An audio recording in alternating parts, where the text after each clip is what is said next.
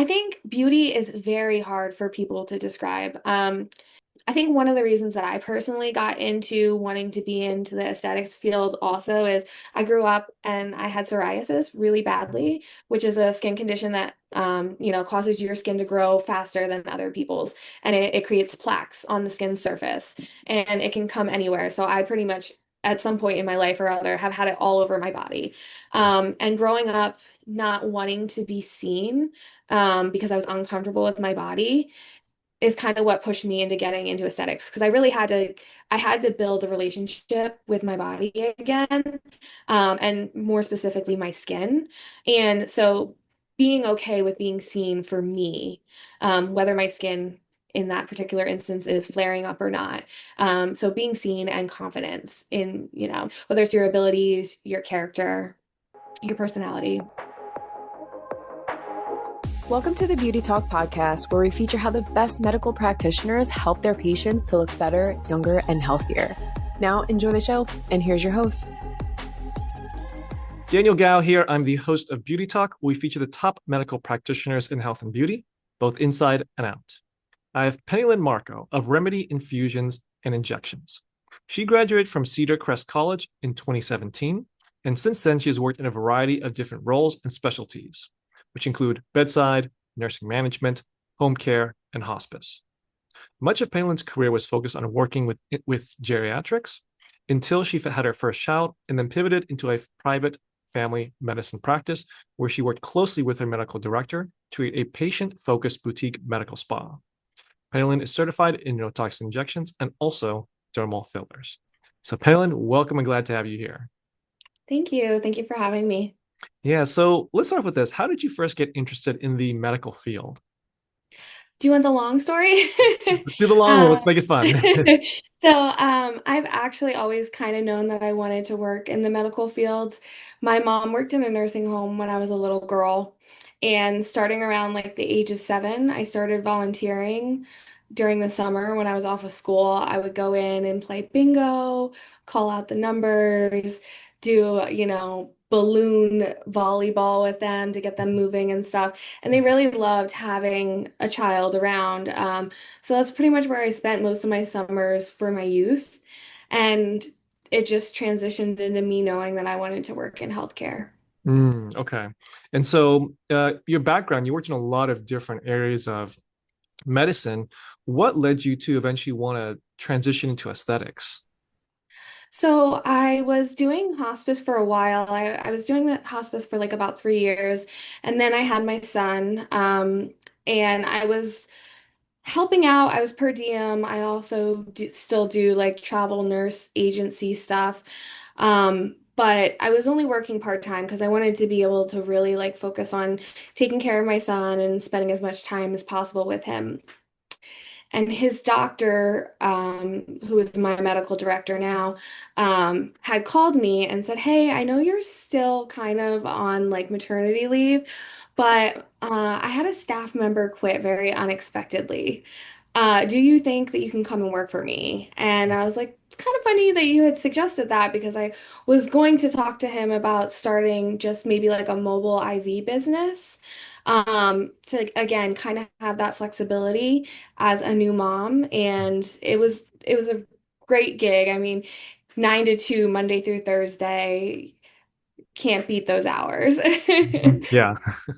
Okay. So then that's really kind of how Remedy got started, was that whole journey up to this point.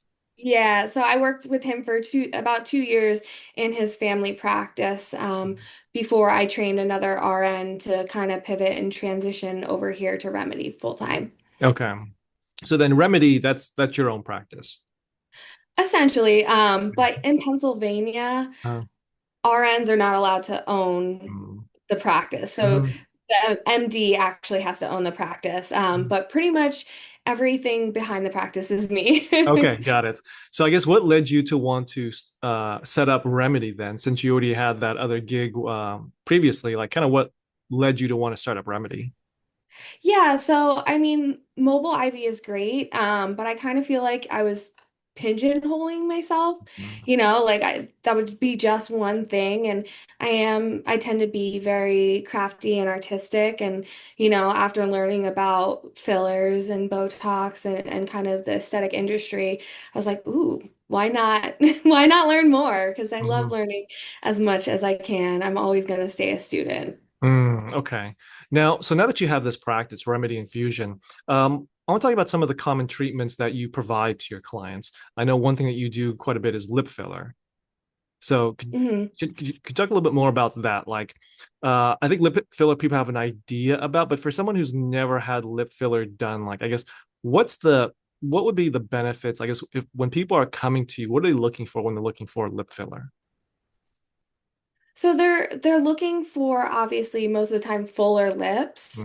Mm, But with me, I really sit and have a conversation with them during the intake or consultation process and let them know like you're not going to see what you see on Instagram necessarily immediately. I will not give someone 3 syringes of filler in their lips immediately because most people's lips won't even hold that much. And it can cause stress to the lips. It would be too much for some people.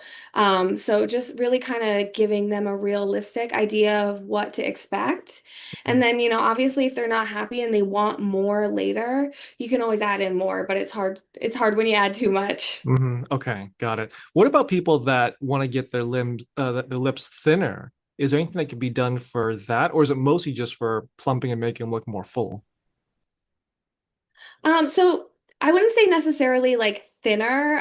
There are ways to adjust your lips with Botox to make them actually sit differently, depending on where you inject. Some people have like really gummy smiles, and then they'll do a lip flip, which is actually Botox, not filler. Mm, Um, but for something, like they may want to have more symmetry or balance. So, if one side is thinner, we can equal it out to the other side. I see. So it's more even. Okay. So when you think about lip filler, the filler is really going to be more adding volume, adding that plumpness to it, whereas Botox could be a little bit more of, I don't want to call it reshaping, but like kind of reshaping. Yeah, a little bit of restructuring the way, Restructuring. like Okay. I said, the way it sits. Yeah. Even with, the DAOs, there's a muscle right here. Some people like to get it injected here, and it'll actually turn like an upside down smile upward. Oh, interesting. So, okay. So if you have that resting unhappy face, then that can help make you look happier. Yeah, yep. Okay, got it. Now, the other thing also that I believe that you offer is PRP and PRF, correct? Yes. Okay. So could you explain what that is for people who have never heard of those acronyms before? Yeah, sure. So, basically what I would do, depending on which procedure you want to have done, you can use PRP and PRF for multiple different procedures and modalities. So depending on which one you're going with, and what procedure you're going with, it all starts with me drawing your blood. So I take your blood, I throw it in the centrifuge in a special tube. It'll pull out your platelets and your plasma and it'll separate everything. And then it's very popular with like microneedling. Some people call it a vampire facial, Hmm. um, a vampire microneedling. And so basically what I'll do is I will microneedle. I'll use it as some people call it like a slip or a lubricant or a serum on your face as I'm microneedling in. And the PRP just helps your body build more of your own natural collagen. Okay. So it's basically using your own blood and your own, I guess your own blood to help regenerate or help Yeah. build up more of your collagen. Yes. Yep. Okay. And then the PRF is like a filler alternative. And so obviously you would only use that for injecting, Mhm. but people inject it into different areas. But one of the most popular areas is underneath the eyes. For me personally, I will not put, regular filler under someone's eyes. There's a lot of complication risks, and a lot of people just aren't happy with the results. So I've never done it, but PRF is your own natural created filler, and it works with your body to create less of a hollowing or filling in that area, reducing the shadows. But it you don't have that like puffy look sometimes that you have with the filler. Okay. So PRP, just so I can try and summarize this, the PRP is a little bit more for building up the collagen, whereas the PRF does a little bit more of like filling, particularly under the eye areas. Yeah, so it'll be like a temporary fill, Hmm. but your body will absorb it because it is made out of, your own natural components. But then it will also trigger your body to produce more collagen in that area. Okay. So it's really just about, I guess they call this regenerative medicine because your body's using its own, um, I guess, blood to do everything naturally and build it up naturally. Yes, yep. Okay. Okay. So, could you explain a little bit more about kind of not so scientific, but like the process? Because it's like, okay, you take my blood, you spin it, but like just by spinning it, like what does that do? It's like I'm trying to find it. I'm trying to imagine. And it's like, okay, you take it, it's like you put it in a body, like shake it up, and now it's something different. So could you explain kind of that part? Like Yeah, what's a so little more of the science behind it? yeah, so when we put it in the centrifuge, we actually, anytime you draw blood, they're in different types of tubes. So if you're doing different testing, each tube is different. So whatever chemical is inside the tube is what will happen. The reaction will happen when you spin it. Mm, So certain chemicals will pull out just plasma, some will pull out the serum. It just depends on what is in the actual tube. I see. So when you spin the blood down, it actually causes all of the other components of the blood, depending on what kind of tube it is, it'll cause it all to go to the bottom. Mm, And then you're left with just either plasma or serum on top. mm. And that is what you would use to inject, or if you were going to do the microneedling, to use as your serum. Okay. So you basically Literally, it's two separate components. You would see it. It'd got be it. the red blood cells down at the bottom, and then the plasma up at top. Okay, so you're basically separating out the good stuff versus, I won't say the bad stuff, but like the things you want versus the ones you don't want. Yes, yeah. Okay, got it. Okay, so then now that you have this, I guess it's everything's coming from your own blood. So what goes into, I guess, the quality of the blood? Like, is it going to be that everyone's blood's kind of the same? Everyone has different types of quality of blood? Like, does that play a role into, I guess, the effectiveness of this treatment?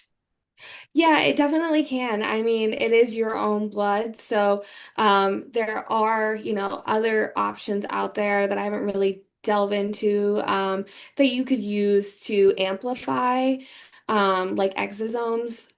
So if you're pulling your blood and you don't have a lot of growth factor in there, you're only going to produce so much. So sometimes, we will say we can pull your blood, but we don't know that you're necessarily going to see the results that you expect or would desire.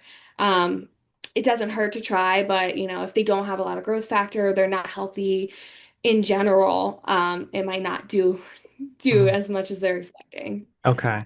And with those growth factors, I've heard that, like, let's say that you're overweight, you're not eating well, you're generally unhealthy, your growth factors may not be so good. But if you start eating healthier, working out, getting healthier, then like a year later, your growth factors can actually be higher. So is there a level of, you kind of have control of, I'll call it the quality of your blood and the growth factors, but do you have some level of control over that?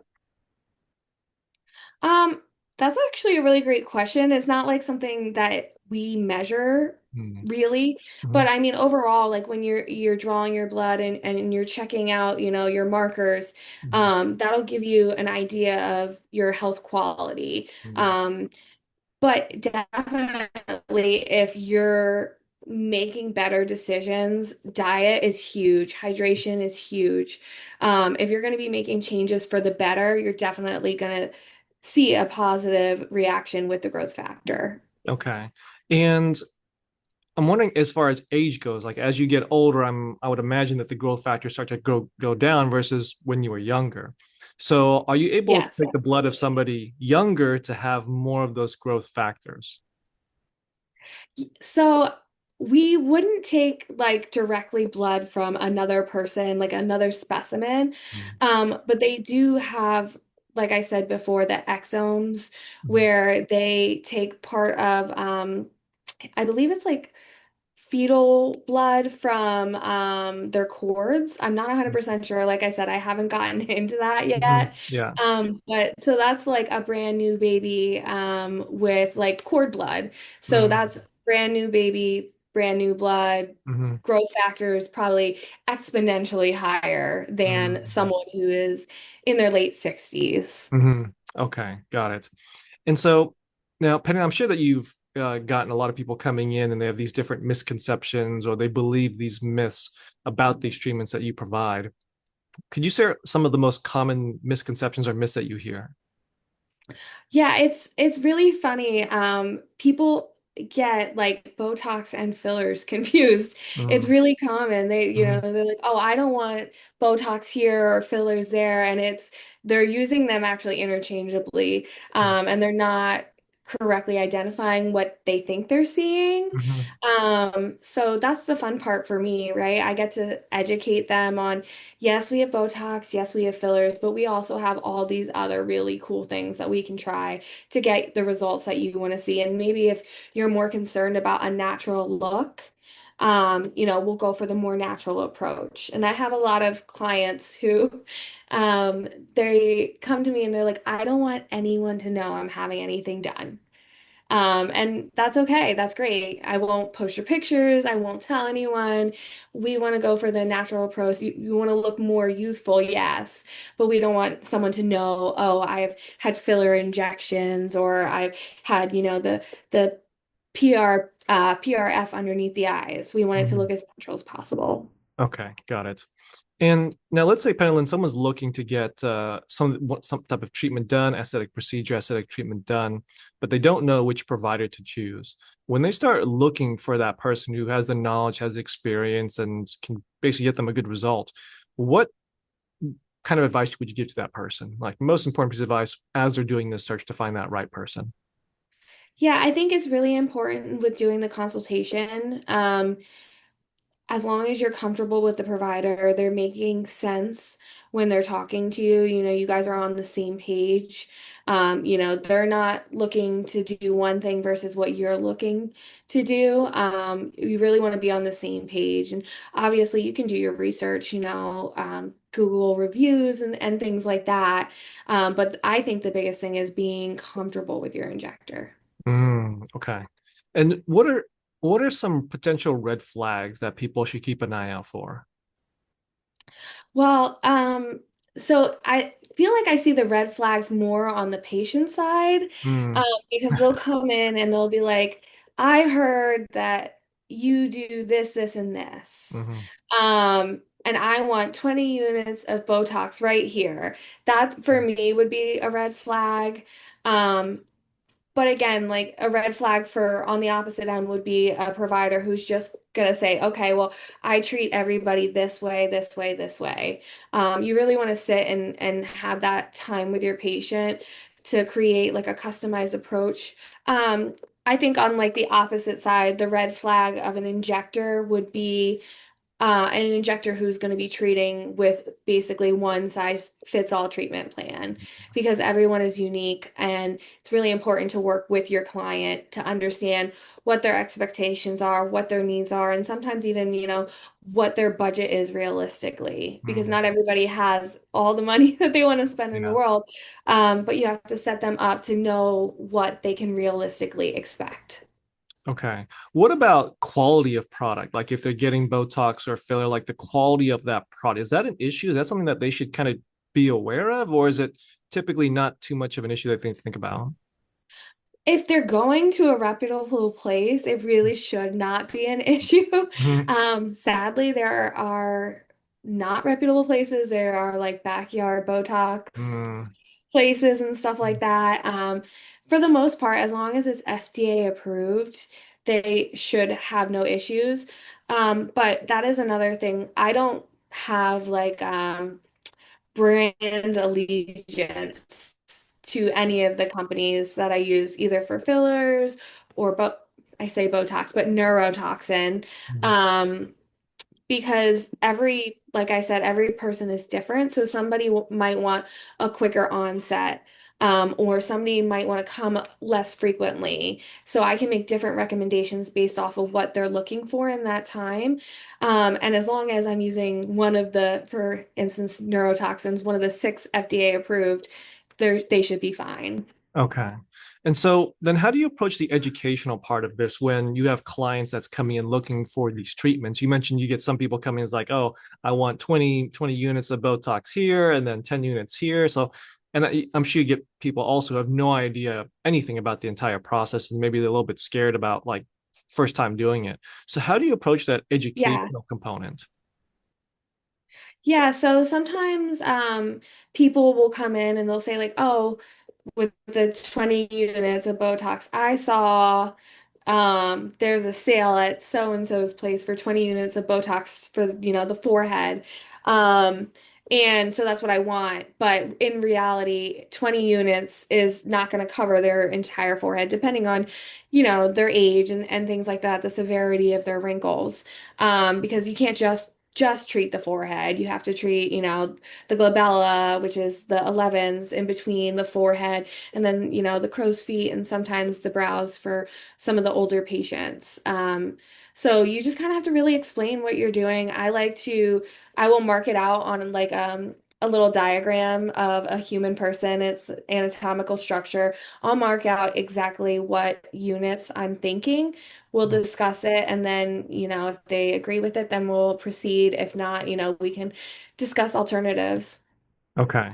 And when you're doing all this, I guess, how important is it to have an artistic eye in what you do?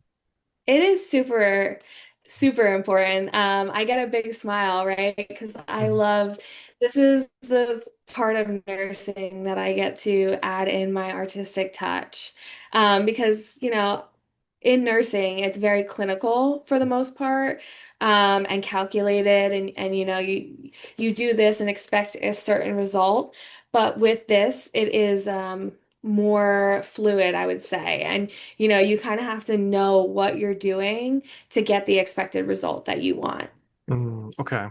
And Pennylyn, I'm sure that over your career you've had some memorable cases or maybe even challenging cases. Is there maybe one story that comes to mind that you can share of one of those cases and how you were able to get them a great result in the end? Yes, so she was actually my second patient that I ever had. And I had known her already because I had been drawing her phlebotomy for a couple years. And so she had come to me and said, I'm really happy that you're starting to do this because I am super comfortable with you drawing my blood. Um, I went and I had a bad experience with a provider who was apparently, a Miami Botox provider or whatever. So she had a bad experience. He just kind of didn't really talk her through it. She had bad side effects afterwards. She was very nervous, uncomfortable, and he kind of just like pushed her in and out. Mm, So, me knowing how she is, even just to draw her blood, I give her ample amount of time to get into the room, adjust. We have casual conversation, take her mind off of it. But when I went to do her filler, she had already had filler from the other doctor as well as Botox. I went to do filler in her marionette lines. And she came in and she was so nervous. She was sweating. She actually brought in this huge, like high-powered Ryobi fan that she like was clinging to for dear life because she was so nervous. mhm. But we ended up making her comfortable and I let her hold her fan the whole time and she got great results and she left me really wonderful reviews. And she was very happy. And so she will obviously remain a patient of mine now. Yeah. Okay, that's great. Yeah, I think a lot of people just once they got burned that one time, it's hard for them to get over that mentally. So Yeah. anytime you can make them feel relaxed and comfortable, I think that's probably half the battle right just there. Yeah, it's crazy because as a healthcare provider, I think a lot of times we forget that this may be someone's first time experiencing this. Needles coming at your face is not a normal thing for most people. Hmm. And it's easy for us to forget how quickly, that it's just not normal for them. Hmm. And it's okay to take time and don't rush people and make them comfortable. There's plenty of ways that we can use distraction techniques or make them more comfortable. Okay. Now, Palin, where do you think the future of aesthetics is going? So I know we kind of got into a little bit of the regenerative medicine as far as the PRP and the PRF. I definitely think it's going to continue in that direction. For a while, people were kind of going for like the more drastic results. But then, now that social media is such a huge player, I think it's going to shift back to more natural results. And honestly, if you can use your own body, why wouldn't you want to? Hmm. Instead of using products from elsewhere, if you can use parts of your own body, why not? Hmm. Makes sense. Now, with your practice, Remedy Infusion, what is your vision for your practice? So right now it's just a single injector. It's just me and the doctor. But eventually I would like to get more injectors and maybe expand the practice into some other modalities that I haven't necessarily considered. There's cool sculpting, there's lasers and things like that. But where I live, it's such a good area. We have such a population that it is very popular for Okay. people to be coming in looking for these kinds of procedures. In the building that I work in, I work with other specialties. So I have the family medicine, we have a chiropractor, a massage therapist, physical therapist, dentist. So luckily, we all kind of refer to each other, and we're all in private practice. So I would like to expand at some point, but Got it. Okay. Well, sounds like it's wonder you have a great vision for the practice. thank Now, you. now I have one last question for you, Pennylyn, but before I ask it, I do want to point people to your website at remedii.com. Now, Yes, last question for correct. you is what does beauty mean to you?